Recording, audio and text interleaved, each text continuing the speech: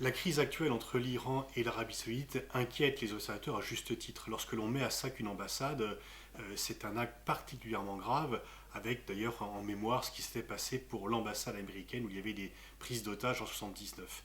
L'Arabie saoudite a répliqué en rompant les relations diplomatiques. Et donc il y a deux pays qui sont des rivaux et qu'on ne peut pas résumer d'ailleurs à simplement une rivalité entre chiites et sunnites. C'est aussi perse et arabe, mais c'est surtout deux puissances régionales qui veulent le leadership et qui déjà s'opposent par alliés interposés au Yémen, en Syrie, en Irak.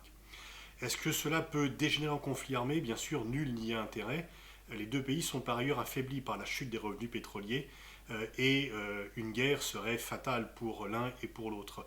Mais on ne peut pas toujours penser qu'il n'y a pas de dérapage. Le tout, c'est de trouver un médiateur entre ces deux pays.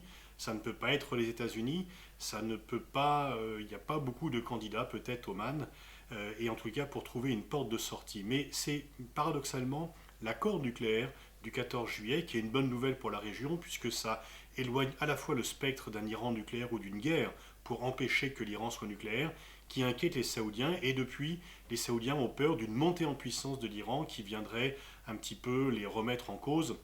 Ils ont également peur que Washington se détache d'eux et renoue une alliance qui a existé dans le passé entre les États-Unis et l'Iran. Donc ce sont ces inquiétudes stratégiques qui poussent à des surenchères. Les surenchères parfois sont contrôlées, parfois elles dérapent et c'est effectivement très inquiétant, même si on peut penser et espérer qu'il n'y aura pas de conflit direct entre ces deux pays que pour l'instant tout oppose.